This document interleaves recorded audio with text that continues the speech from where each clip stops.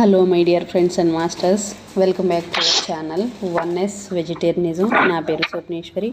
ముందుగా మనందరి గురువైన డాక్టర్ బ్రహ్మర్షి పితామహ పత్రి సరక్ నా యొక్క అనంతకోటి ఆత్మ ప్రణామాలు.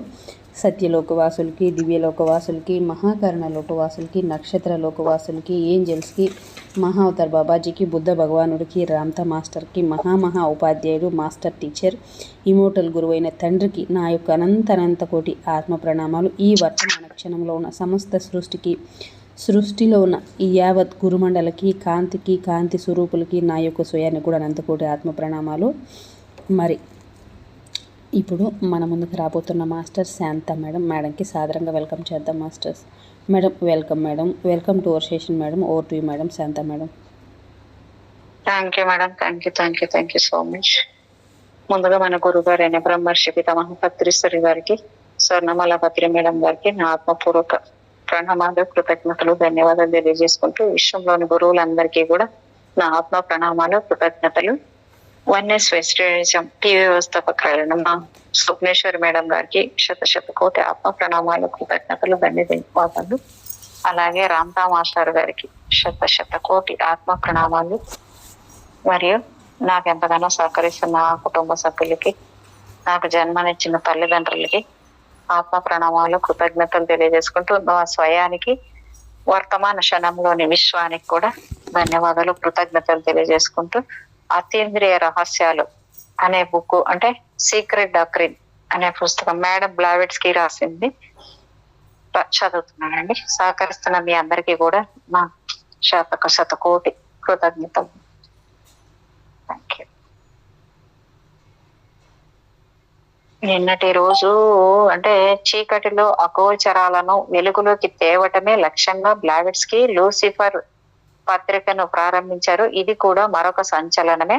కారణం, అనేక దేశాలను, అనేక సమాజాలను, అనేకుల జీవితాలను తూర్పార పట్టడంలో వెనుకంజ వేయకపోవటమే. ప్రయోగాత్మకంగా సాగిన ఈ వ్యాసాలు సైతం బ్లావెట్స్కి కలెక్టెడ్ రైటింగ్స్ లో 4 సంపుటాలను విషయ సూచికలు అయ్యాయి. 29వ అధ్యాయము దివ్య పరిమళం.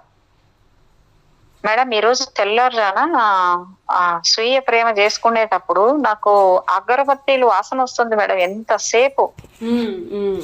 మంచిదే మేడం, మంచిదే కదా మేడం. మనకు అది చెప్దాం అనుకున్నా ఇలా చేస్తూ పోయినామంటే మన శరీరం దుర్వాసన ఉంటుంది కదా. శరీరము ప్రతి ఒక్కరికి చెమట, దుర్వాసన ఉంటాయి కదా మేడం, రకరకాలు. ఇది సీముతో కూడిన దేహం కదా, అవన్నీ కూడా పోయి సుగంధం వస్తుంది. ఇప్పుడు మీరు చెప్పారు కదా, ఒక్కసారి అగరవత్తుల వాసన రావడం కాదు, ఒక సుగంధం. ఇప్పుడు సుగంధంగానే గంధపు చెక్కల వాసన వస్తుందంట మనకి. ఇవన్నీ పోయి మన చెమట వాసన కూడా లేకుండా గంధపు వాసన వస్తుంది. ఇప్పుడు ఉంటారు కదా చాలామంది మాస్టర్స్, గ్రేట్ మాస్టర్స్ ఉంటారు కదా, ఎన్రేటెడ్ మాస్టర్స్, అలాంటి వాళ్ళకి చెమట వాసన ఉండదు. వాళ్ళకి మంచి సుగంధ వాసన. వాళ్ళ శరీరం వాళ్ళు వెకెట్ చేసినప్పుడు వాళ్ళ శరీరం కూడా తీసుకెళ్ళేటప్పుడు కూడా ఇప్పుడు మామూలుగా శవాలు కూడా వాసన వస్తాయి, వాళ్ళకి రాకుండా గంధపు వాసన వస్తాయి వాళ్ళకంట మేడం. అది అంటే అది శరీరం నుంచినే వచ్చింటదా మేడం? మరి బయట నుంచి ఎక్కడ వచ్చిందేమో అనుకుంటున్నాను నేనైతే. అంటే బయట నుంచి వచ్చిందన్నా కూడా బయట హాస్టల్ మాస్టర్స్ వచ్చినప్పుడు కూడా అలాగే వస్తుంది మేడం. అక్కడైతే పిరమిడ్ వ్యాలీలో వేళ్ల సంఖ్యలో కూర్చోంటారు చూడండి మేడం, అక్కడైతే ఎన్ని పరిమళాలు మేడం. అక్కడ చాలా మంచి స్మెల్స్ వస్తుంటాయి అక్కడ. మా మల్లెపూలు లాంటిది, సెంటులు, ఇది ఏదేదో వెరైటీ. అక్కడైతే అనుభవించాను. నాకు ఇప్పుడు కొంచెం అప్పుడు ఎప్పుడో ఒకసారి అయింది, మళ్ళీ ఇప్పుడు నేను ఈ రోజు అయింది చూడండి. మంచిదే కదా మేడం, మంచిదే కదా. ఆనందపడండి, సంతోషించండి. అలా ఎప్పటికీ ఉంటుంది. దాన్ని ఇంకా అంటే తెలుసు కానీ దాన్ని బిలీవ్ చేయండి. అది అసాధ్యమేం కాదు, సాధ్యమే, ఎప్పుడైనా అవుతుంది. అదంతా కూడా నేనే, బయటది ఏం కాదు, అది నేను ఒక్కటే అనేది అర్థం చేసుకోండి. Okay madam. Thank you madam. థియోసఫిస్టులు అంటే దివ్య పరిమళం 29వ అధ్యాయం ఇది. థియోసఫిస్టులు కాని వారెవరో తెలిసిపోతే అయిన వారెవరో ఇట్టే అర్థమైపోతుంది. కానితనం తెలిస్తే అయినతనం అంతి వస్తుంది. అయిన వారి గుణగణాలు అవగతం అవుతాయి. థియోసఫిస్టు అంటే కేవలం మతం రంగు పొలుముకున్నవాడు కాదు, అలాగని మతాన్ని పూర్తిగా వదులుకున్నవాడు కాదు, కేవలం శాస్త్రవేత్త కాదు అంటే శాస్త్రాన్ని కాదన్నవాడని కాదు, ధార్మికుడు కాదు అంటే ధర్మం చేసి మిన్నకుండే వాడని కాదు, సంఘ సేవకుడు కాదు అంటే మానవ సేవే మాధవ సేవ అని తృప్తిపడి కాలం వెళ్ళదీసేవాడు కాదు. వీటన్నింటి సమాహారము ఒక విధంగా థియోసఫిస్ట్ అంటే విశ్వజ్ఞతతో అతడి కార్యరంగం చాలా విస్తృతమైంది. భౌతిక, ఆదిభౌతిక, అతీంద్రియ, మార్మిక జగత్తులతో అనుబంధం ఉంటుంది. కీటకంలోనైనా దివ్యత్వాన్ని నింపటమే థియోసఫిస్టులు చేసే పని. థియోసఫిస్టులు ఎంత ప్రాచీనాన్నైనా ఆమోదించగలరు, ఎంత ఆధునికాన్నైనా హక్కున చేర్చుకోగలరు. తమ అతీంద్రియ ప్రయోగాలలో అవసరమైతే ప్రకృతి సహకారాన్ని సైతం తీసుకోగలరు. ప్రపంచంలో బాధోపశమనానికి తమ ఇన్స్టిట్యూట్ పవర్స్ ను ఉపయోగించగలరు. తమదైన పరులదైన బాధ ఒక్కటే అని తెలుసుకున్నవారు కాబట్టే వారికి ప్రపంచ బాధే తమ బాధ అయింది. ఈ బాధను తొలగించడానికి భౌతికంగానైనా అతీంద్రియంగానైనా సిద్ధం కావాలి. ఆ సిద్ధతకు థియోసఫీ పట్టుకొమ్మ అయింది, బౌద్ధానికి చేరువ కాగలిగింది. యుగాలు మారుతున్న మానవ జాతి ఆధ్యాత్మిక చీకటి కోణాల నుండి బయటపడలేకపోతోంది. మనిషి ఎంతో విజ్ఞానాన్ని ప్రోధి చేసుకుంటూ సైన్స్ ప్రభావంతో పదార్థ జగతికి పరిమితమైపోతున్నాడు. ఫలితంగా ఆధ్యాత్మికత్వం ఎప్పటికప్పుడు సిగ్గుపడి ప్రక్కకు తప్పుకోవలసి వస్తుంది. మానవత్వానికి విలువ ఇవ్వని ఆధ్యాత్మికత్వం వల్ల ఒరిగేదేమీ లేదు. ఆవేశాలు, అసూయలు కాదు కావలసింది, అంటే ఆవేశాలు, అసూయలు కాదు కావాల్సింది. సైన్స్ ఎంతలా విస్తరించుకుంటూ పోతున్నా దానికి బీజం మానవ మేధనే కదా. అలా ఆత్మను అణువును కలపటంలో థియోసఫీ మార్గం సుగమం చేయగలిగింది. నాకు అంగీకారం కానిది ఇతరులకు అంగీకారం కాదు, నాకు పనికిరాని వర్తనం ఇతరులకు పనికిరాదు. ఇది మానవ నీతి అని సనాతన ధర్మం అంటున్నా పట్టించుకున్న వారేరి తనను తాను ఎలా చూసుకోవాలనుకుంటాడో ఇతర జీవులను అలాగే చూడాలనుకోవాలి అంటుంది జైనం. అదే ఇందాక మాట్లాడుతున్నాం కదా, ఇందాక డిస్కషన్ ఇదే వర్తిస్తుంది మేడం. ఇప్పుడు నాకు ఎట్టుంటది అట్నే, ఇప్పుడు నాకు మాత్రం నొప్పి, ఇప్పుడు నా చేకిచ్చితే నొప్పి మీకు నొప్పి ఉండదా? నాకు అదే కదా, మనం ఇంకో జీవిని చంపితే దానికే నొప్పి ఉంటది కదా, అది జ్ఞానము. అంతేగా అట్లా తనను తాను ఎలా చూసుకుంటాడో ఇతర జీవులను అలాగే చూడాలనుకోవాలి అంటుంది జైనం.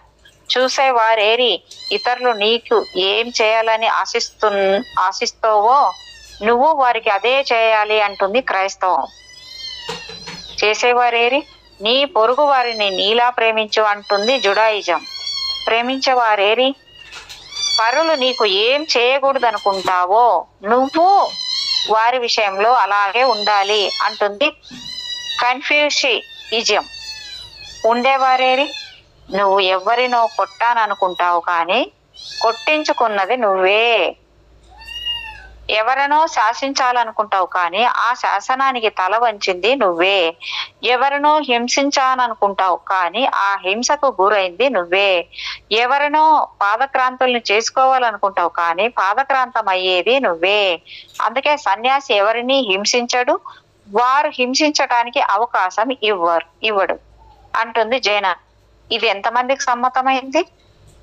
అంతెందుకు, పక్షి పిల్లను కొనదేలిన పుల్లతో పొడిచే ముందు అదెంతలా గాయపరుస్తుందో తెలుసుకునేందుకు నిన్ను నువ్వు పొడిచి చూసుకో అన్నది నైజీరియా సామెతనే కావచ్చు. కానీ ఉలిక్కిపడి నిన్ను నువ్వు చూసుకోలేకపోతే మనిషి అనుకోవటమే పొరపాటు అవుతుంది. నిజమే కదా మేడం, ఇది ఎంత బాగుంది. జ్ఞానం అంటే ఏదో కొండను తవ్వి ఎలుకను పట్టడం కాదు. జ్ఞానం అంటే కనీసం మానవత్వం, సంస్కారం. అంటే ఎంత షార్ప్ గా ఉన్న పుల్లతో ఒక పక్షిని పట్టుకొని దాన్ని పొడిస్తే దానికి ఎంత బాధ ఉంటది కదా. అంతే కదా, అట్లా మనల్ని కూడా పొడుచుకుంటాయి కదా, అర్థమయ్యేది దాని బాధ. ఇన్ని రకాలుగా అన్ని మతాలు చెప్పినా ఇంకా మానవత్వం మేల్కొనని నేపథ్యంలో థియోసఫీ ఏ హై హెవెన్ బార్న్ రిలీజియన్ గా రంగప్రవేశం చేసింది. రెండు వైపులా పదను గల ఆయుధంగా కార్యమగ్నమైంది. ఈ దృక్కోణంలో చూస్తే నూతన మత వ్యవస్థాపకులు, తాత్విక సిద్ధాంతులు, వాద ప్రతివాదకులు అందరూ థియోసఫిస్టులు కావాలి. మానవ జాతి మనుగడ ప్రారంభమైన నాటి నుండి ఏ కొత్త అంశం వెలుగులోకి వచ్చినా దాని సూత్రధారులందరూ థియోసఫిస్టులే కావాలి. ఇలా చూస్తే హైందవంలో, బౌద్ధంలో, జైనంలో, క్రైస్తవంలో, ఇస్లాంలో, ఇలా ఏ మతంలోనైనా థియోసఫిస్టులు కనిపిస్తారు. దీన్నంతా జాగ్రత్తగా పరిశీలిస్తే ఇది జ్ఞాన మతం, విజ్డమ్ రిలీజియన్ అవుతుందే కానీ థియోసఫీ కాదన్నది స్పష్టం అవుతుంది. చీకటిగా ఉన్నంత మాత్రాన వెలుగుకు ఉనికి లేదని కాదు కదా. ఎన్ని మతాలున్నా, ఎన్ని తాత్విక భావాలున్నా, ఎన్ని వాదాలు బలపడుతున్నా థియోసఫీ అస్తిత్వం థియోసఫీదే. అంతరంగంలోకి తొంగి చూడగలిగితే థియోసఫీ వెలుగులు కనిపిస్తాయి. మానవాత్మ దివ్యాత్మ కోసం అన్వేషించడం ప్రారంభించిన ఆనవాళ్లు కనిపిస్తాయి. ఆ ఆనవాళ్లను తన అతీంద్రియ ప్రజ్ఞతో అందుకోగలిగిన థియోసఫిస్టు బ్లావెట్స్కీ. అసలు థియోసఫీ ఒక ఉద్యమంగా బయలుదేరడానికి కారకురాలు బ్లావెట్స్కీ. అయితే ఆమెకు కుడి ఎడమలుగా ఊతమిచ్చింది కల్నల్ ఆల్కాట్, విలియం జడ్జిలు. థియోసఫీ గురించిన ఆమె భావ వీచికలను ఒక్కసారి సవివరంగా చూద్దాం పదండి. 30వ అధ్యాయము. ఎవ్రీ స్టూడెంట్ ఆఫ్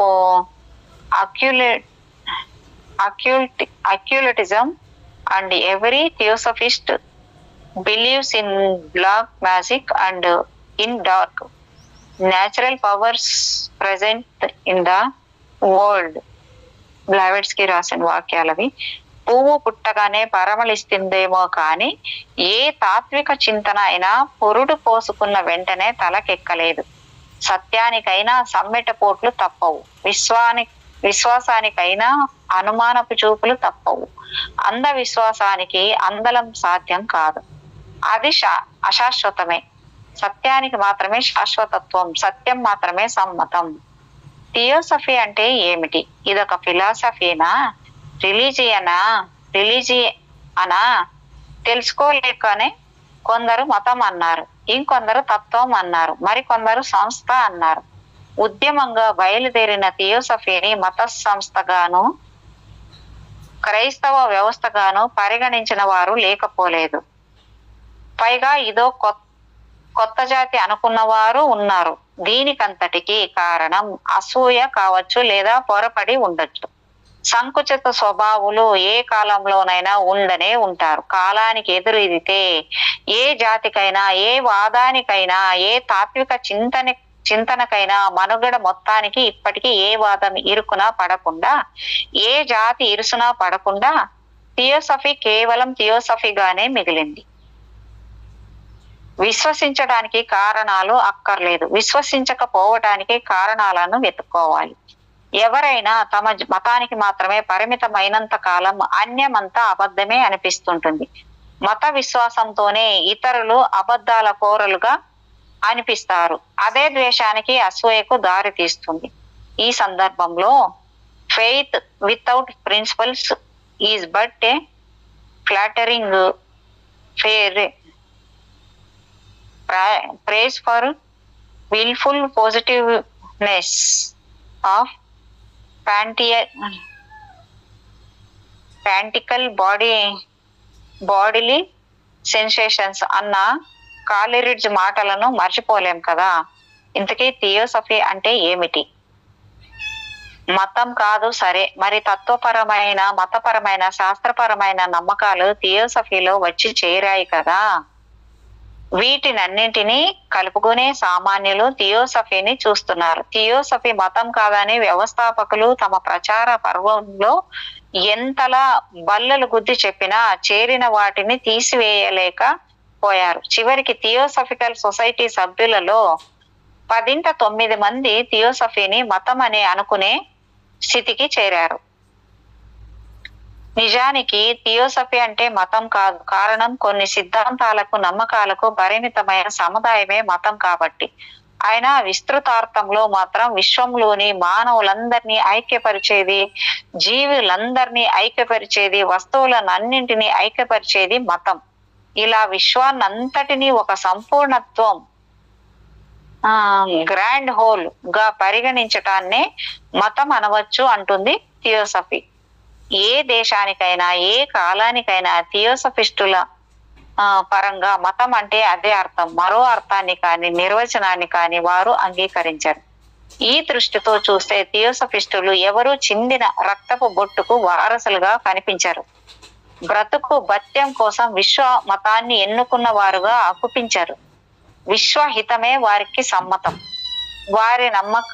వారి సమ్మతానికి దగ్గరగా ఉండేది బౌద్ధం ఒక్కటే. థియోసఫీ అనే ఆలయం made by no human hand nor built in any locality of earth but verily is raised only in the inner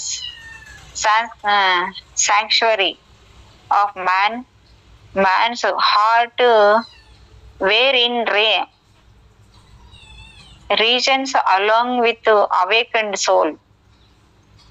అవును, థియోసఫీ టెంపుల్ అనేది ఏ ఒక్క మానవ మీద లాఘవమో భువన మనోహర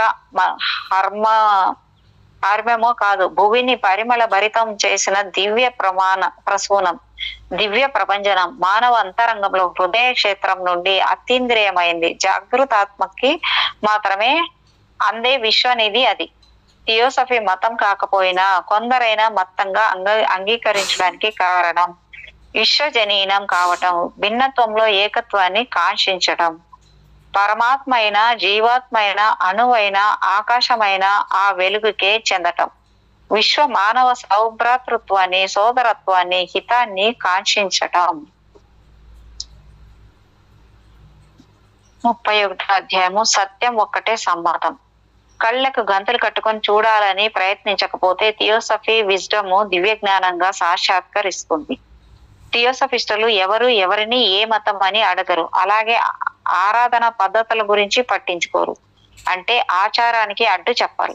ఎవరి ఇష్టం వారిది. థియోసఫిస్టులు కావటానికి ఏ మతం వారు సంసిద్ధమైన వారిలో చూసేది మతంతో, కులంతో, వర్గంతో, ప్రాంతంతో లింగ వివక్షణ లేకుండా ప్రతి ఒక్కరిని సోదరులుగా, సోదరీలు మనులుగా పరిగణిస్తున్నారా లేదా అనే ఆస్తికులలోనే కాదు, నాస్తికులలోనైనా థియోసఫిస్టులు చూసేది విశ్వ సోదరత్వాన్ని.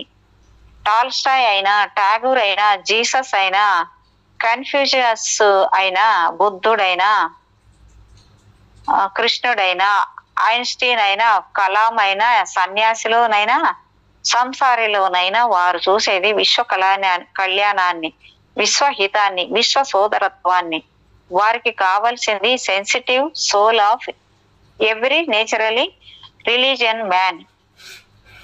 సామాన్యంగా అంధవిశ్వాసాలు లేనివారు, సంకుచిత్వం లేనివారు థియోసఫీ వైపు ఆకర్షితులవుతూ ఉంటారు.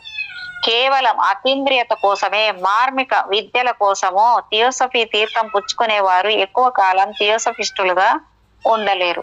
పశు ప్రవృత్తి నుండి బయటపడటం, తద్వర్తనులు కావటం థియోసఫీ గొడుగు కిందికి చేరిన వారికి సులభ సాధ్యం అవుతుంది. ప్రాచీనానికి కొత్తగా తలుపులు తెరవటం, అపవిశ్వాసాలపై జ్ఞాన కిరణాలు ప్రసరింపచేయటం, ఆశంలో ప్రజ్ఞాన భూమికలు చూడటం సాధ్యమవుతుంది.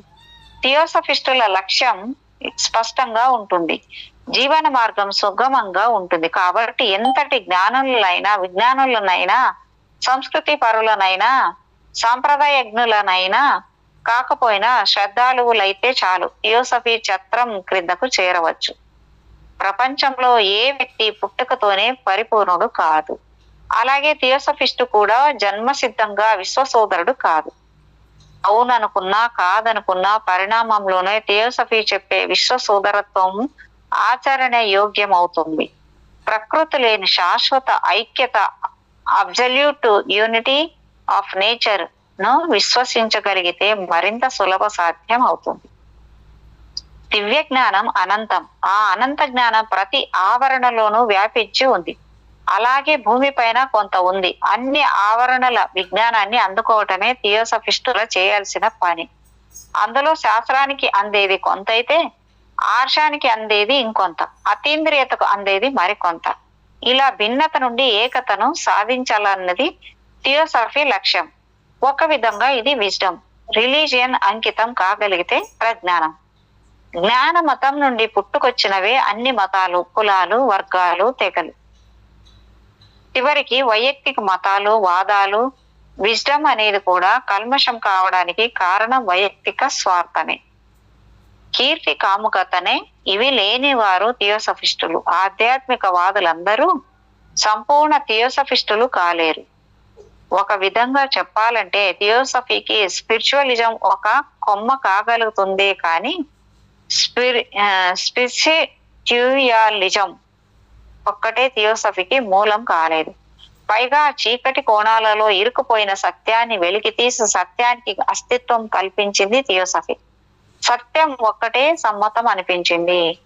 రిలీజియన్ సైన్స్ల కలబోతనే థియోసఫీ. అందుకే ఆర్షంలోని అతీంద్రియత్వాన్ని, మతంలోని సనాతనాన్ని, శాస్త్రంలోని అధునాతనత్వాన్ని సమంగా చూడగలుగుతుంది. సత్యం ఒక్కటే రెండు విభిన్న అంచుల నుండి బయలుదేరిన చేరుకోవలసింది ఆ కేంద్రానికి. అదే సత్యం. సత్య ప్రమాణంగా థియోసఫీ అనేది మానవ జాతికి రక్షా కవచం, saviour of mankind. Theosophy అంటేనే ఆర్ష జ్ఞానం, ఆధునిక విజ్ఞానం, అతీంద్రియ ప్రజ్ఞానంల సమాహారం. ఈ సమాహారానికి సంతకం అవసరం లేని మూర్తిమత్వం బ్లావెట్స్కి. 32వ అధ్యాయము ఆది భౌతిక సంకల్పం.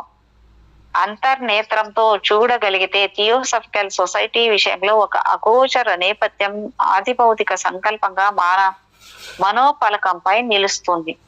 విశ్వ సోదరత్వాన్ని ఆకర్షించేవారు చాలా దూరంగా జీవిస్తున్నారు.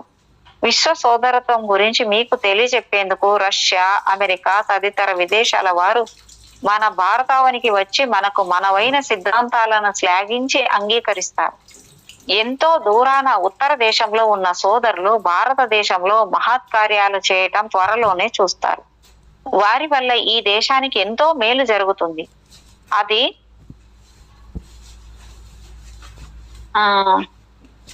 అరుళ్ ప్రకాశ వళ్ళారల్ గా ప్రసిద్ధి చెందిన భారతయోగి చిదంబరం రామలింగం పిళ్ళై వినిపించిన భవిష్యవాణి. ఈయన సమరస వేద సన్మార్గ సంఘం అనే సంస్థను 1867లో మద్రాసు ప్రాంతంలో ప్రారంభించారు.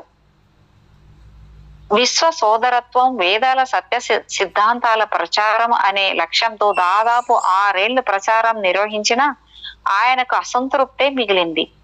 వేల సంఖ్యలో సమావేశాలకు హాజరైన పదుల సంఖ్యలోనే ఆయన చెప్పిన హిందూ శాస్త్రాల సత్య సిద్ధాంతాలను జనం అందుకోగలిగారు. అందుకే ఆయన తన చివరి సమావేశంలో విశ్వ సోదరత్వాన్ని ప్రబోధించే ప్రచారకులు సుదూర దేశాల నుండి వస్తారని చెప్పటం ఒక దివ్య సంకల్పమేమో. థియోసఫికల్ సొసైటీ రంగ ప్రవేశం గురించి మద్రాసు ప్రెసిడెన్సీ కళాశాల తమిళ పండితుడు తొలువూరు వేలాయుధ మొదలియార్, మా గురువు చెప్పిన భవిష్యత్తు ఈ రోజు అక్షరాల సాకారమైంది. ఉత్తరాన మహాత్ములు ఉన్నారన్న విషయం మానవారికి కొత్త సమాచారం ఏమీ కాదు. మేడం బ్లావెట్స్కి, కల్నల్ అల్కట్లు రష్యా, అమెరికాల నుండి వచ్చి భారతదేశంలో థియోసఫికల్ సొసైటీని స్థాపిస్తారన్న భవిష్యత్ దర్శనం మహాత్ముల నుండి మా గురువు గారికి కలిగింది. కుల వర్గాల మధ్య అంతరం తొలగిపోయి విశ్వ సోదరత్వాన్ని అందరూ అభిలషిస్తూ భారతంలో విశ్వ సోదరత్వం నెలకొంటుందని వారు అంటుండేవారు అని అనటం రామలింగ స్వామి. మేడం, ఈ రామలింగ స్వామి అంటే ఆ అల్లా బక్షు సార్ చెప్తుంటారు, ఆయనేనా మేడం? ఓకే. రామలింగ స్వామి భవిష్యత్ దర్శన ఔచిత్యాన్ని తెలియజేస్తున్నప్పటికీ థియోసఫికల్ సొసైటీ ఆవిర్భావం అన్నది ఒక ఆదిభౌతిక సంకల్పంగా స్పష్టమవుతుంది. ఇకపోతే థియోసఫికల్ సొసైటీ మన స్థాపనకు పూర్వమే బ్లావెట్స్కి తన మాస్టర్ నుండి ఒక ఫిలాసఫికో రిలీజియన్ సొసైటీని స్థాపించాలని ఆదేశాలు అందాయట. ఆ నేపథ్యాలను సరిగా విశ్లేషిస్తే థియోసఫికల్ సొసైటీ స్థాపనలోని దివ్య ప్రణాళిక విదితమవుతుంది. హెచ్పి బ్లావెట్స్కీకి కల్నల్ హెన్రీ స్టీల్ అల్కాట్ తో తొలి పరిచయం అక్టోబర్ 14, 1874 ఎడ్డీ సోదరుల నిర్వహణలోని అదృశ్య జీవుల ప్రదర్శనశాల ఎడ్డీ ఫార్మ్ హౌస్ లో అప్పటికి 3 ఏళ్లకు పూర్వమే బ్లావెట్స్కీ ఈజిప్టులోని కైరోలో ఆధ్యాత్మిక అన్వేషణ సొసైటీ స్పిరిట్ అనే సంస్థను ప్రారంభించిన అది విజయవంతం కాలేదు. అయినా ఆమె తీరని ఆర్తితో పరమ గురువు టీచర్స్ల ఆదేశాలతో న్యూయార్క్ చేరుకున్నారు.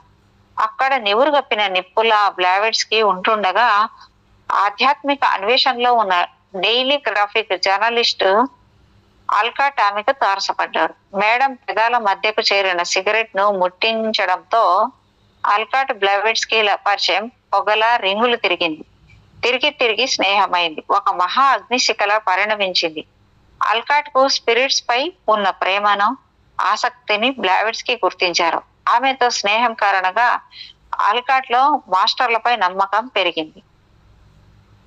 ఆస్ట్రల్ ప్రజ్ఞను భౌతిక దేహంలో అనుభూతించడానికి ఫిలాసఫీ ఆఫ్ ఆకల్టిజం తెలిసి ఉండాలి. లేకపోతే తప్పు త్రోవ పట్టడమే కాక అపాయానికి కూడా దారితీస్తుంది అన్న గాఢాభిప్రాయంతో స్నేహధర్మంగా బ్లావెట్స్కీ ఆల్కాట్ ను ఆకల్టిజం మౌలిక సూత్రాలను అర్థం చేసుకోవాలని సూచిస్తుండేవారు.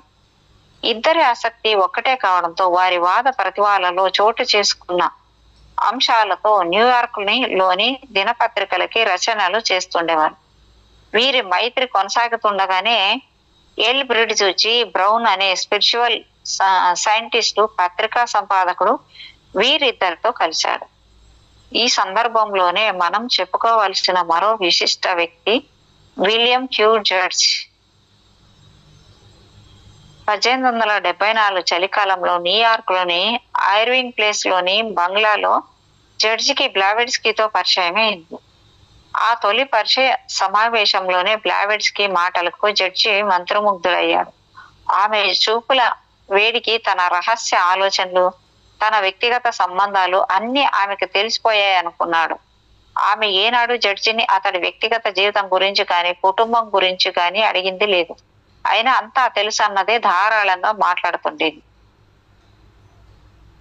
బ్లావెట్స్కీ అసమాన ప్రతిభకు అంకితమైన పోయాడు కాబట్టి థియోసఫికల్ సొసైటీ వ్యవస్థాపనలో బ్లావెట్స్కీ ఆల్కాట్లతో పాటు తాను 3వ వ్యక్తి అయి థియోసఫీని సేవించాడు.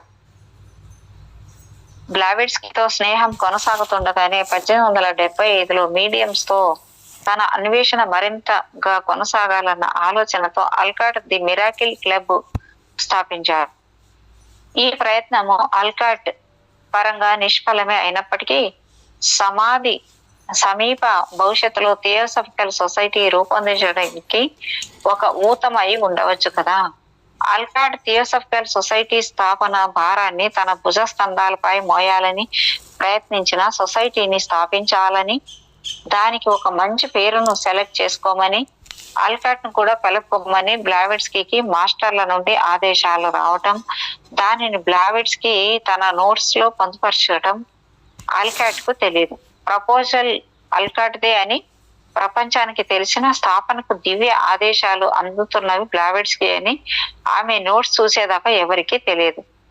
ఏది ఏమైనా బ్లావెట్స్కీ ఆది భౌతికతపై, ఆధ్యాత్మికత పైన, ఆస్ట్రల్ ట్రావెల్స్ పైన ఉత్సుకత ఉన్న వారితో సమాలోచనలు జరపటం వెనుక ఉన్న ఉద్దేశం థియోసఫికల్ సొసైటీ స్థాపన నేపథ్యాలలో ఒక నేపథ్యమే.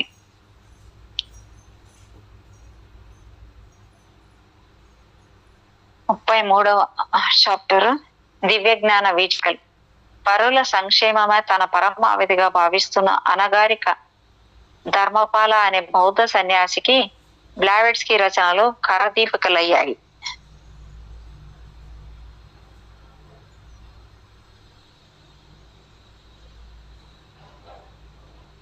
థియోసఫీకి అతి సమీపంగా ఉన్న మతం బౌద్ధం అని విశ్వసించిన బ్లావెట్స్కీ 1891 మే 8 కీర్తిశేషురాలు అయినప్పటికీ అదే సంవత్సరం అదే నెల 31 నాడు అనగారిక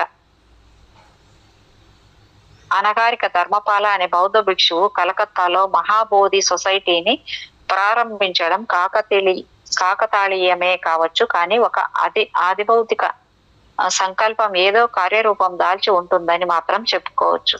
తన విశ్వ పర్యటనలో బౌద్ధం ప్రాముఖ్యతను బాగా గుర్తించిన థియోసఫిస్ట్ బ్లావెట్స్కీ అయితే అప్పటికే 700 సంవత్సరాలుగా మరుగవుతూ వస్తున్న బౌద్ధాన్ని పునరుద్ధరించ ప్రయత్నించిన వాడు అనగారిక ధర్మపాల. బ్లావెట్స్కీల అనగారిక ఆపై ఏడాది అంటే 1892లో మహాబోధ జర్నల్ ను ప్రారంభించాడు. 1893లో జరిగిన వరల్డ్స్ పార్లమెంట్ ఆఫ్ రిలీజియన్స్ లో పాల్గొన్నాడు. ఇంతకీ ఈ అనగారిక బౌద్ధ సన్యాసి ఒకప్పుడు థియోసఫికల్ సొసైటీ సభ్యుడు. థియోసఫీ వైపు ఆకర్షితుడైన వాడు. బ్లావెట్స్కీ భావ వీచికల రచనల ప్రభావంతో ఎదిగినవాడు. 10 ఏళ్ల ప్రాయంలోనే కొలంబోలో క్రైస్తవ బౌద్ధ మత సత్యవాదనలను విన్నవాడు. ఈ వాదనల నివేదిక డాక్టర్ జేఎం పీబిల్స్ ద్వారా ఆల్కాట్ బ్లావెట్స్కీలకు చేరగా థియోసఫికల్ సొసైటీ వ్యవస్థాపకులైన వీరిద్దరూ మతవాదనలకు దిగిన గుణానంద సుమంగళలకు తాము సిలోన్ వచ్చి బౌద్ధులకు సహాయపడతామని లేఖలు రాశారు. ఆ లేఖలను సింహళంలోకి అనువదించి పంచిపెట్టగా ఆ లేఖాంశాలను ఆకర్షితుడై బ్లావెట్స్కీ ఆల్కాట్లు సింహళం వచ్చినప్పుడు థియోసఫీ తీర్థం పుచ్చుకోవాలని సిద్ధమైన వాడు అనగారిక. 16 ఏళ్ల ప్రాయంలోనే ఈ బౌద్ధ సన్యాసులు సాదర ఆహ్వానంతో కొలంబో వచ్చిన బ్లావెట్స్కీ ఆల్కాట్లను కలవటం, వారి చేతులను స్పృశించి ఆనంద పరవశుడు కావటం జరిగింది. మానవ జాతిలో విశ్వ సోదరత్వం కోసం వారు తప్పిస్తున్న తీరు ఇతడిని కదిలించింది. ప్రాపంచిక నిరాశ నిస్పృహలు బాధల నుండి విముక్తం కావడానికి బుద్ధుడు రాజరికాన్ని సైతం వదిలితే పెళ్లి మరణంతో ప్రాపంచిక కోరికలు సైతం వర్జించాల్సిందే అనుకున్నాడు ఈ బౌద్ధుడు. 1884లో మేడం బ్లావెట్స్కీ, కల్నల్ ఆల్కాట్లు మద్రాసు వెళ్తూ కొలంబో రావటం, ఈ బౌద్ధుడు వారితో పాటు మద్రాసు వెళ్లాలని నిర్ణయించుకున్నట్టు తండ్రికి చెప్పటం, తండ్రి తనకు వచ్చిన చెడు కళను చెప్పి అతడి ప్రయాణానికి నిరాకరించడం, అక్కడి బౌద్ధ మత పెద్దలు సైతం తండ్రితో ఏకీభవించడంతో ఈ బౌద్ధ సన్యాసికి పాలు పోని పరిస్థితి నెలకొంది.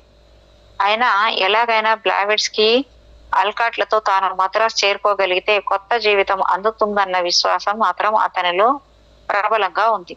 తన మనసులోని మాటను బ్లావెట్స్కీకి చేర్చగా ఆమె అతని కుటుంబాన్ని, మత పెద్దలను కలుసుకొని ఆమెను తమతో మద్రాసు రాకపోతే అతని మరణ పథ్యం అని భవిష్యత్తును సూచించడంతో బ్లావెట్స్కీకున్న అతీంద్రియ శక్తి గురించి తెలిసిన వారు కనుక అతడి ప్రయాణానికి సమ్మతించక తప్పలేదు.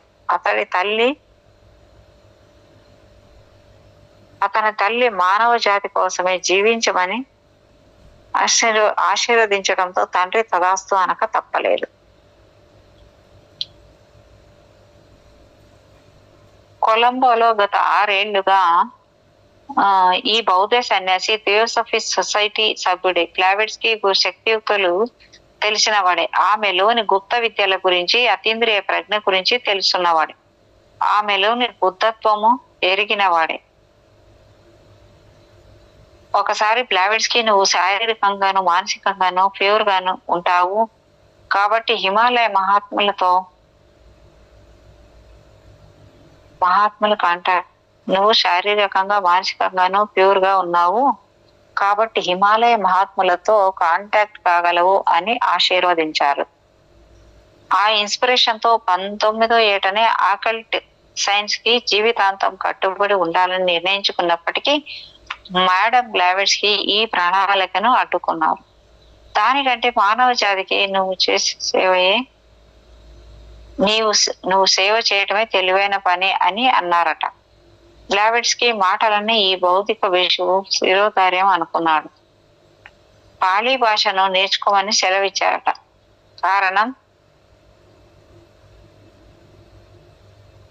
కారణం అది బౌద్ధానికి సీక్రెట్ లాంగ్వేజ్ అని అట.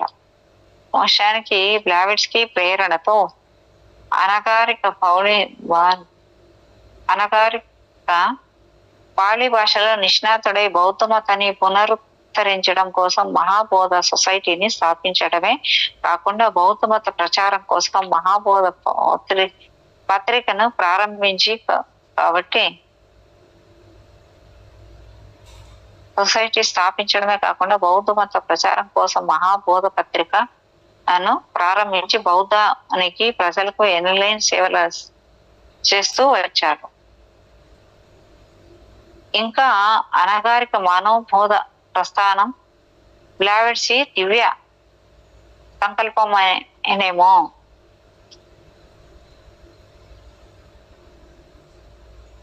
థియోసాఫికల్ సొసైటీ ప్రభావం సోకిన మరో సంస్థ ఆర్య సమాజ్. ఆ ప్రభావం 2 సంవత్సరాలే కావచ్చు. ఆ తర్వాత వారి లక్ష్యాలు మారాయి. అమెరికా నుండి భారత్ కు పయనమవుతున్న తరుణంలో డిసెంబర్ 1878 ప్రాంతాల్లో థియోసాఫికల్ సొసైటీ అధ్యక్ష హోదాలో కల్నల్ అల్కాట్ బొంబాయి ప్రాంతంలో థియోసాఫికల్ సొసైటీ అధ్యక్ష హోదాలో కల్నల్ అల్కాట్ బొంబాయిలోని ఆర్య సమాజ్తో ఉత్తర ప్రత్యుత్తరాలు సాగించాడు. కారణం ఆర్య సమాజానికి లక్ష్యాలు దివ్య సమాజ లక్ష్యాలు దాదాపు ఒకేలా ఉండటం. మొత్తానికి భారతదేశంలో థియోసాఫికల్ సొసైటీ స్థాపించిన అల్కాట్ బ్లావెట్స్కి మీరట్ వెళ్లారు. అక్కడ రైల్వే స్టేషన్ లో నాటి ఆర్య సమాజ్ సభ్యులందరూ థియోసాఫికల్ సొసైటీ వ్యవస్థాపకులిద్దరికి స్వాగతం సత్కారాలు చేశారు. ఆ తర్వాత కొద్ది రోజులకి ఆర్య సమాజ్ స్థాపకుడైన స్వామి దయానంద సరస్వతిని బ్లావెట్స్ తీసుకుని దివ్య జ్ఞాన సమాజానికి ఆహ్వానించారు. బ్లావెట్స్ కి దృష్టిలో స్వామి దయానంద సరస్వతి ఒక గొప్ప పండితుడు. అప్పట్లో స్వామికి మించిన సంస్కృతం తెలిసిన పండితులు మరెవరూ లేరంటే వ్యక్తే దయానంద. గుప్త విద్యలు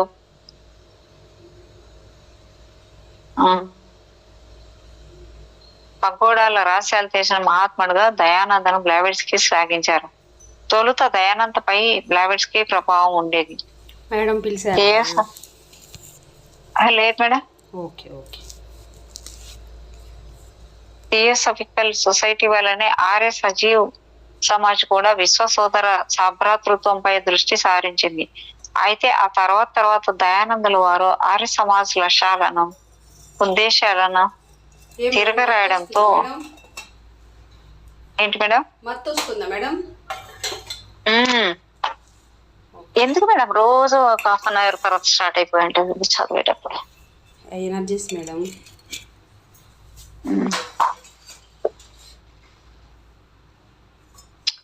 అయితే థియోసాఫికల్ సొసైటీ వల్లనే ఆర్య సమాజ్ కూడా విశ్వ సోదర సౌభ్రతృత్వంపై దృష్టి సారించింది. అయితే ఆ తర్వాత దయానందుల వారు ఆర్య సమాజ లక్ష్యాలను ఉద్దేశాలను తిరగరాయటంతో అది కేవలం హైందవులకే పరిమితమైంది. కులానికి కట్టబడకపోయినా హిందూ మతానికి పరిమితమైంది. ఈ మార్పును మొదట గుర్తించిన వాడు ఆల్కాట్. ఈ 2 సంస్థలు ప్రాథమిక లక్ష్యంలోనే విభేదిస్తున్నాయని పసిగట్టాడు. కలిసి ప్రయాణించడం అసాధ్యమని నిశ్చయించుకున్నాడు. 34వ అధ్యాయం. విశ్వాలన్నీ ఆత్మ నెలవులే. సంపూర్ణం పరిపూర్ణం అయిన మూలం ఒకటి ఉంది. ఆ మూలానికి అతీతంగా ఏమీ లేదు. ఆ మూలాన్నే మనం అబ్సల్యూట్ అంటున్నాం. ఆ మూలాన్ని తెలుసుకోవటానికి మూల రహస్యాలు ఎరుక అవటానికి శాస్త్ర విజ్ఞానం ఒకటే సరిపోదు. దివ్య జ్ఞానం కావాలి. ఈ దివ్య జ్ఞానాన్నే థియోసఫీలా ఏంటి మేడం మధ్యలో ఏదో అనిపిస్తుంటది ఇక్కడ నాకు. ఏం కనపడుతుంది మేడం? అంటే కనపడడం కాదు, లోపల నుంచి అదేందో వస్తుంది. మీ బాబు ఇదేదో ఇక్కడ ఇది చెప్తున్నాడు అన్నట్టు ఏదో అనిపించింది మేడం. ఓకే ఓకే ఓకే, అంటే ఇంట్యూషన్ మేడం మీ లోపల నుంచి. ఈ దివ్య జ్ఞానాన్ని థియోసఫీ అంటున్నాం. వేదాంతం ఈ మూలాన్నే బ్రహ్మ లేదా పరబ్రహ్మ అన్నారు. కబాల సాంప్రదాయంలో ఐన్ సోఫ్ అన్న ఈ మూలమే. ఐన్ సోఫ్ అంటే ఏమీ లేనిదని అర్థం. ఈ రోజు భౌతికవాదులు శాస్త్రజ్ఞులు చెప్పే శూన్యం కూడా ఇదే. ఈ శూన్యం నుండి అనేక విశ్వాలు ఉద్భవిస్తున్నాయనటం సత్యవాదమే. విశ్వం ఒకటి కాదు అనేకాలు అంటారు వారు. మరుగుతున్న నీటిలో బుడగలు ఉత్పన్నమైనట్లే ఇన్ని విశ్వాలు ఆ శూన్యం నుండి ప్రభవిస్తున్నాయంటారు బ్లావిట్స్కి. ఈ శూన్యత్వాన్నే కాలాతీతంగాను, శాశ్వతమైందిగాను, అపరిమితమైనదిగాను, నిర్వికల్పంగాను పేర్కొన్నారు. అది భాషకు అందనిది, ఆలోచనకు దొరకనిది అయినా మానవ శక్తికి అది అంది వస్తుంది. అంటే మనలోని అతీంద్రియత ద్వారా దాన్ని అందుకోవచ్చు అన్నమాట. దాని రహస్యాలు తెలుసుకోవచ్చు అన్నమాట. థియోసఫికల్ సొసైటీ వ్యవస్థాపకులలో ఒకరైన విలియం జడ్జి ఈ మూలాన్ని తెలియనిది అన్నోన్ గానే పరిగణించాడు. దాని ఆవిష్కరణలు దానినే అంటాడు. The eternal principal is in and each everything and being అంటాడు. ఆవిష్కరణలు అనేవి అందులోనే పుట్టి అందులోనే కలుస్తాయంటాడు. పరిణామం అంతా ఈ చక్ర భ్రమణమే.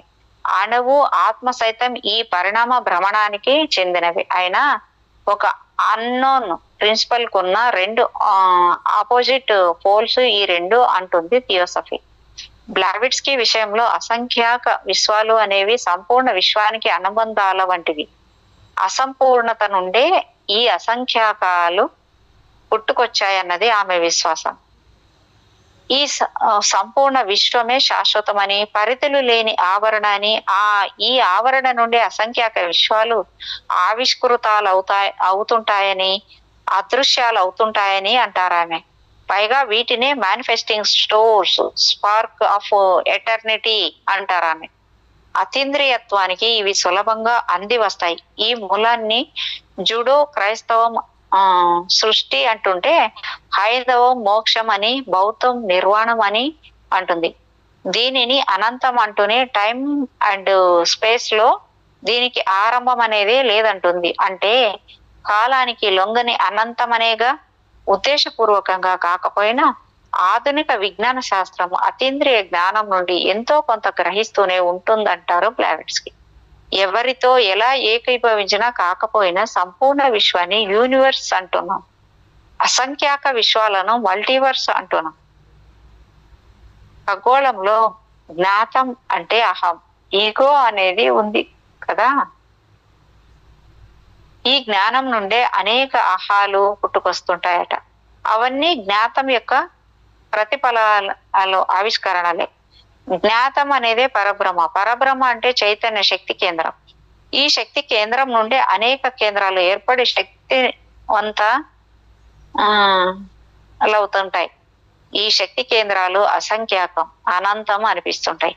ఒక్కో శక్తి కేంద్రం ఒక్కో విశ్వం అయి ఉండవచ్చు. ఈ విశ్వాలన్నీ ఆత్మ నెలవులే. ఆ జన్మ శక్తులే విశ్వ రహస్యాలను అందిస్తాయి. వాటిని అందుకోవటానికి కావలసిన అతీంద్రియ జ్ఞానం అంతా దివ్య జ్ఞానమే. దివ్య శక్తి నుండి అతీంద్రియానికి చేరుకునేంతంతా దివ్య జ్ఞానమే. ఆ దివ్య పరిమళమే థియోసఫీ. ఖగోళ శక్తుల చాలనంతో విశ్వ రహస్యాలు అతీంద్రియ సంపన్న ఆత్మలకు అందుతుంటాయి. అనంత మహాశ్వాసలోని నిశ్వాసమే ఆవిష్కృతం అనుకుంటే ఉచ్ఛ్వాసం అదృశ్యం అవుతుంది. అనంతంలో ఆ ఉచ్ఛ్వాస నిశ్వాసలు నిరంతరం జరుగుతుంటాయి. ఇలా విశ్వాలు ఆవిష్కృతం అవుతూ ఉంటాయి, అదృశ్యం అవుతూ ఉంటాయి. అనంతంలో ఈ నిరంతరత శాశ్వతంగా కొనసాగుతూనే ఉంటుంది. ఈ అనంతంలో విశ్వం కాంతి కంటే వేగంగా విస్తరిల్లుతోందని సైన్స్ అంటుంటే, దివ్య భావనే అణువు నుండి సూర్యుడి వరకు పరిణామ మూలమైందని థియోసఫీ విశ్వసిస్తోంది. అంటే పదార్థ జగతి అంతా దివ్య భావనకు మూర్తి రూపమే. ఆ దివ్య ప్రకృతి ఈ విశ్వ ప్రకృతి. ఆత్మ రహస్యాలు అనేది 35వ పేజ్ చాప్టర్. ప్రసవాత్మ.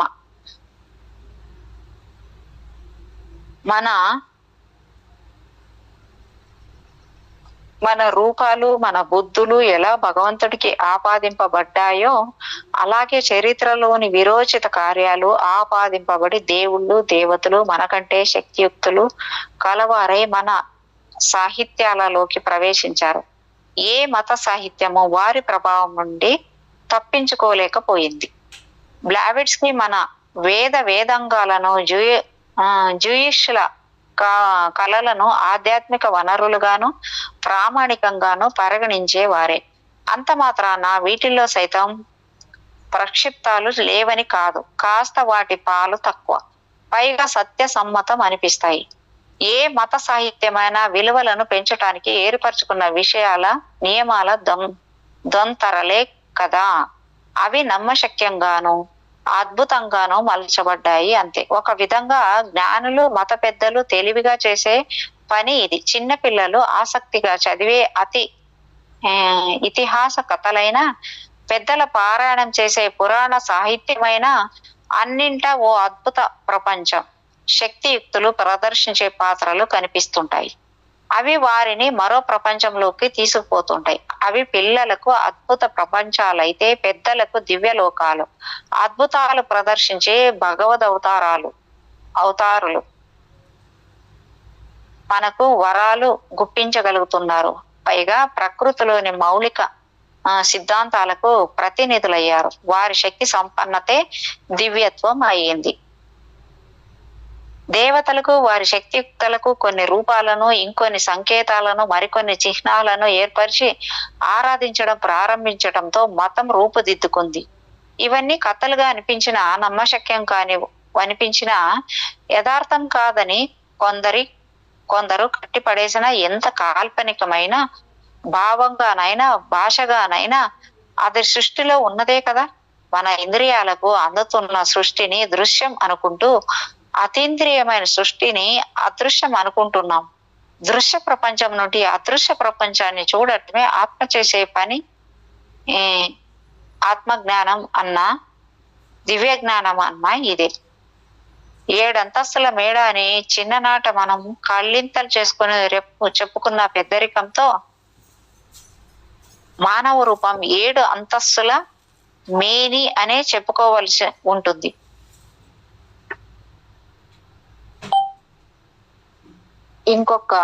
ఇంకొంత ప్రజ్ఞానంతో 7 అంతస్తుల ఆత్మ అని చెప్పుకోవచ్చు. ఎటు చూసినా జీవితాన్ని 7 విభ్రమ పరుస్తూనే ఉంటుంది. అద్భుతంగా అనిపిస్తుంటుంది. కాకమ్మ కథ అనుకోకపోతే 6 రోజులలో ఈ సృష్టిని చేసి 7వ రోజు భగవంతుడు విశ్రమించాడట. కాస్త ఇంగిత జ్ఞానం ఉంటే ఆ రోజుల శ్రమకు 7వ రోజు విశ్రమం అని ఇట్టే తెలిసిపోతుంది. అనుకోను మేడం. అంటే నేను అనుకోను మేడం కాకమ్మ కథని. అదే కదా. అదే కాస్త ఇంగిత జ్ఞానం ఉంటే 6 రోజుల శ్రమకు 7వ రోజు విశ్రమం అని ఇట్టే తెలిసిపోతుంది. అంటే మనలాగే భగవంతుడికి సృష్టి పరంగా ఒక వీకెండ్ లభించినట్లే కదా. చెట్టు ముందా విత్తు ముందా అన్నట్టుగా ఒక రోజు విశ్రాంతి తర్వాత 6 రోజుల శ్రమన, లేక 6 రోజుల శ్రమ తర్వాత ఒక రోజు విశ్రాంత అన్నది మనకు మనంగా తేల్చుకోవాల్సిందే. మనం మాత్రం ఆదివారంతో మొదలుపెట్టి శనివారానికి చేరతాం. బహుశా శూన్యం నుండే సృష్టి అనుకున్నట్టుగా విశ్రమం నుండే శ్రమ అనుకోవాలేమో. మొత్తానికి 7 సంఖ్యాపరంగా పరమం పవిత్రం. గర్భం దాల్చిన స్త్రీకి 7వ నెల ముఖ్యం. 9 నెలలు నిండితే ప్రసవమే. మన సంఖ్యలు కూడా 1 నుండి 9 వరకే కదా. వివాహ ముహూర్తంలో సప్తపది, కళ్యాణ వేదికలో వధూవరులు కలిసి 7 అడుగులు వేయటం, వీటికి తోడు 7 జన్మల బంధం అంటూ ఒకటి ఉంది. పైగా మనం 7 జన్మలలో 7 బంధాలుగా, అంటే ఒక్కో జన్మలో ఒక్కో రక్త సంబంధంగా పుడతామట. ఇంకా చెప్పాలంటే మనం భృగు, అంగీరస, కశ్యప, అత్రి, వశిష్ఠ, అగస్త్య, విశ్వామిత్ర అనే సప్తర్షులలో ఏదో ఒక ఋషి సంతతి వారమట. తెలుసుకుందాం మేడం మనము వీళ్ళలో ఎవరు. మనం భూలోకంలో ఉంటూ భువర్లోక, సువర్లోక, మహర్లోక, జనర్లోక, తపోలోక, సత్యలోకాలలో అంటే మొత్తం ఈ 7 లోకాలలో సంచరించగలం. ఇవే కాక జంబు, ప్లక్ష, కుశ, క్రౌంచ, శాఖ, శాల్వల, పుష్కర అనే 7 ద్వీపాలు ఉన్నాయి.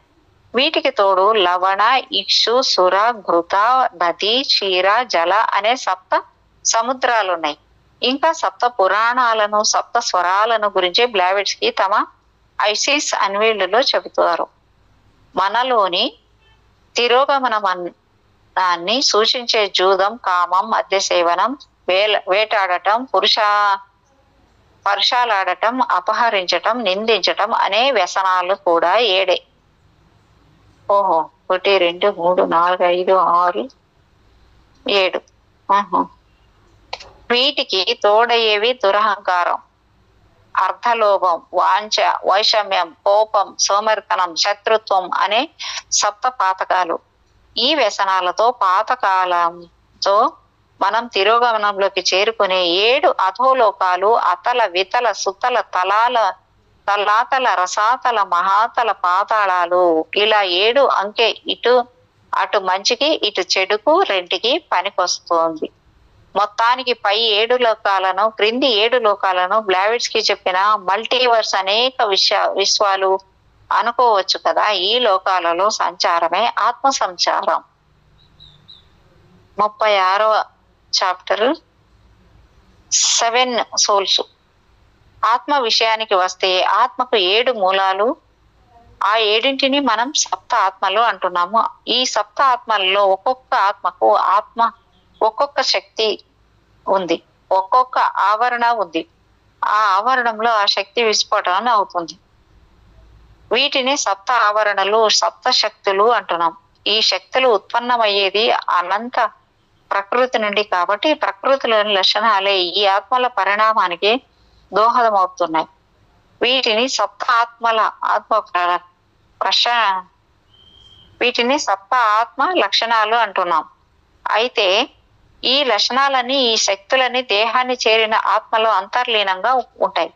పైకి మానవాత్మ, లోన 7 అంతస్తుల ఆత్మ. ఈ 7 ఆత్మల ప్రస్తావన బ్లావెట్స్కి సీక్రెట్ డాక్ట్రిన్ లో 7 ఫౌంటైన్ స్పిరిట్స్ గాను, 7 సోల్స్ ఆఫ్ మ్యాన్ గాను కనిపిస్తుంది. హైందవంలోనే కాక ఈజిప్టులోను, బౌద్ధంలోను ఈ 7 ఆత్మల విశ్వాసం ప్రబలంగానే ఉంది. ఖగోళంలోని 7 నక్షత్రాల ప్రభావం ఈ ఆత్మలపై ఉంటుందిట. మన ఆధ్యాత్మిక సిద్ధాంతాల పరంగా ఈ 7 నక్షత్రాలే సప్తర్షులు. ఈ నక్షత్ర మండలాన్ని సప్తర్షి మండలం అని అంటున్నాం. నక్షత్రాలు కనిపించేది రాత్రి అయితే ఈ రాత్రిని 7 భాగాలు చేశారు ఈజిప్టు సాంప్రదాయజ్ఞులు.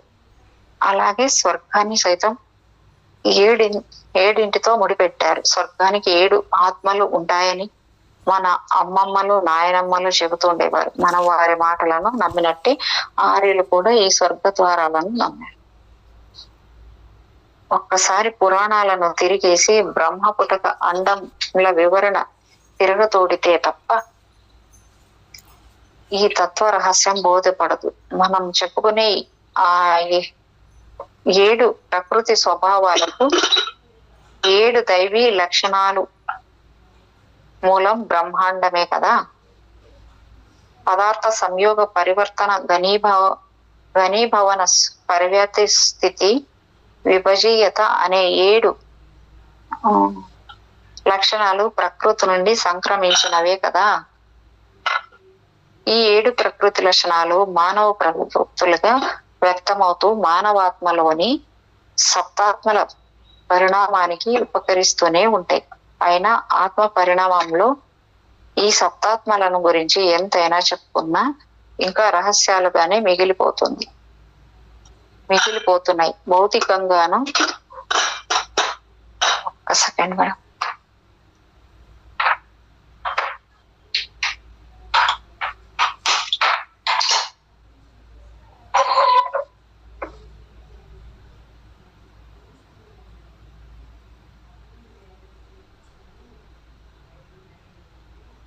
భౌతికంగాను, మానసికంగాను, భౌతికంగాను, ఆది భౌతికంగాను ఎంతలా విశ్లేషించ ప్రయత్నించినా అందని రహస్యాలు ఇంకా అదృశ్యంగానే ఉండిపోతున్నాయి. ఆంధ్రుల నుండి ఆంగ్లేయుల దాకా ఆత్మను విశ్వసిస్తున్న వారే ఎక్కువ మంది. ఆత్మపరంగా 7ను పవిత్ర సంఖ్యగా చేరుకున్న వారే అదుకులు. బ్లావిట్స్కి చెప్పే ఈసాటరిక్ పరంగా కానీ, భారతీయ ఆత్మ ప్రకారం కానీ, రూప శరీరం, ప్రాణ లేక జీవ శరీరం, ఆధ్యాత్మిక శరీరం, ఆత్మ శరీరం అంటూ మానవ శరీరాన్ని 7 ప్రాణ లేక జీవ శరీరం, ఆస్ట్రల్ శరీరం, మానసిక లేదా భౌతిక శరీరం, కామరూప శరీరం, ఆధ్యాత్మిక శరీరం, ఆత్మ శరీరం అంటూ మానవ శరీరాన్ని 7 శరీరాల సమ్మిశ్రితంగా చెప్పుకుంటున్నాం. పైగా ప్రతి శరీరాన్ని ఒక ఆత్మ అనుకుంటూ రూప లేదా దేవాత్మ, జీవాత్మ, ఆస్ట్రలాత్మ, మానసాత్మ, మృగ లేదా కామరూపాత్మ, ఆధ్యాత్మికాత్మ, పవిత్రాత్మ లేదా మహాత్మ లేదా పరమాత్మ అని మానవాత్మను 7 ఆత్మల కూడలిగా చూస్తున్నాం.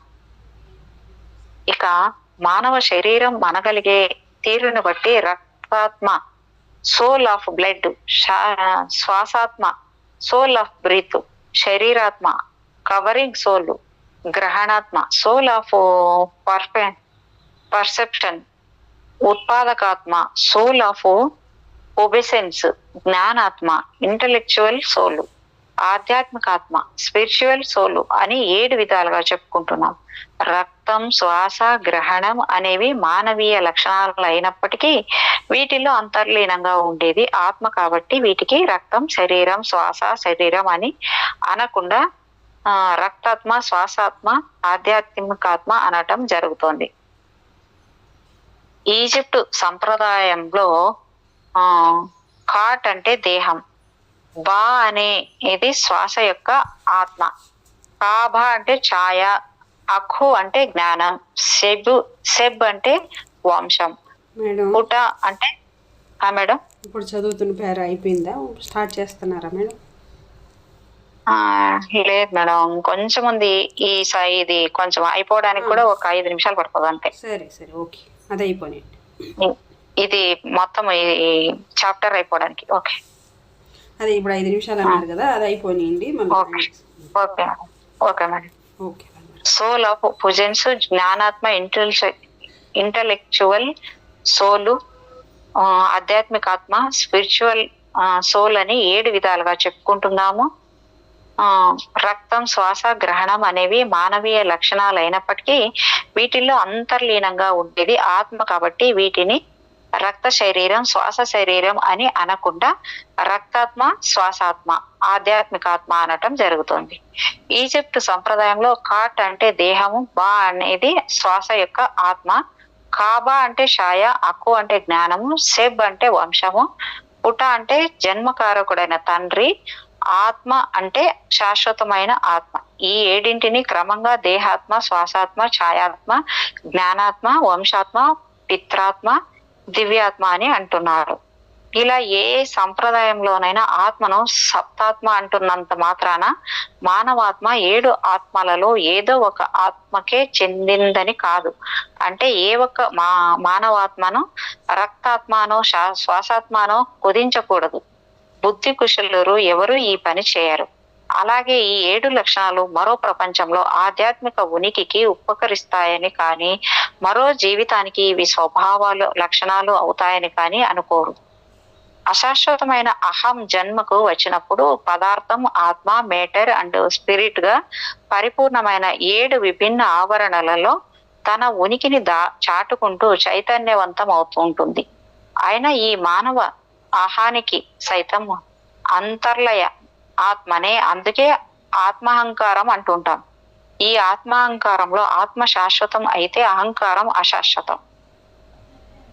మనలోని 7 ఆత్మలు సూర్యుడిలోని 7 ఆత్మల ప్రతీకలు. సూర్యుడి నుండి జరిగే ఈ 7 ఆత్మల శక్తి ప్రసరణలే కిరణాలుగా మనలోని 7 ఆత్మలను తాకుతాయి.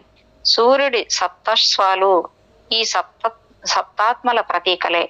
అంతెందుకు రివిలేషన్ లో క్రీస్తు చేతిలోని పుస్తకంలో కనిపించే 7 నక్షత్రాలు కూడా సప్తర్షి మండలంలోని 7 నక్షత్రాల వంటివే కదా.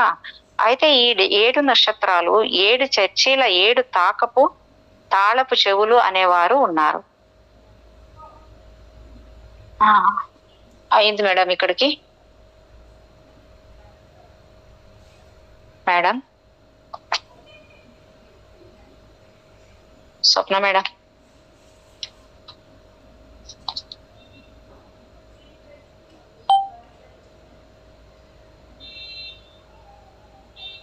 స్వప్న మేడం,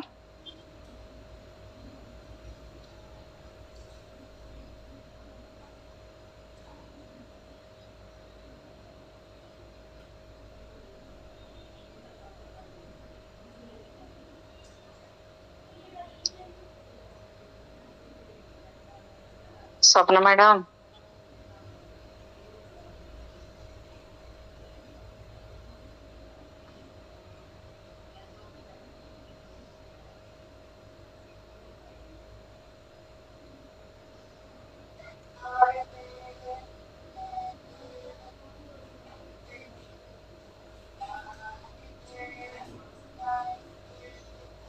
స్వప్న మేడం,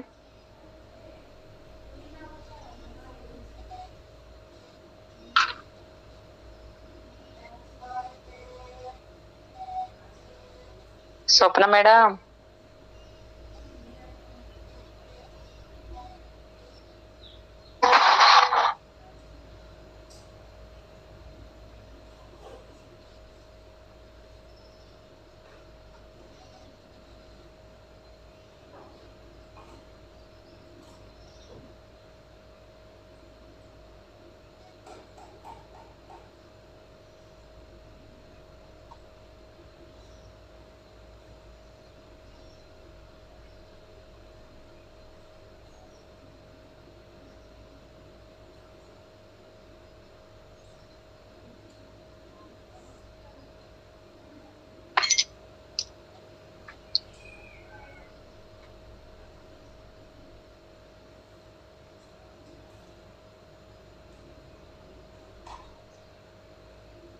స్వప్న మేడం,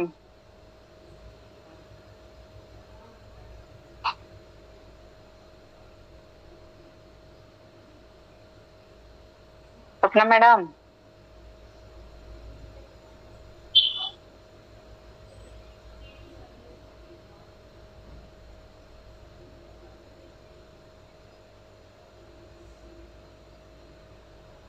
స్వప్న మేడం,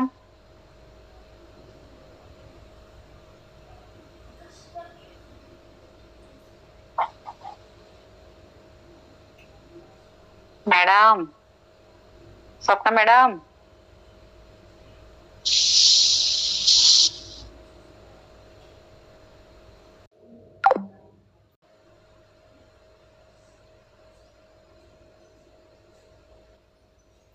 మేడం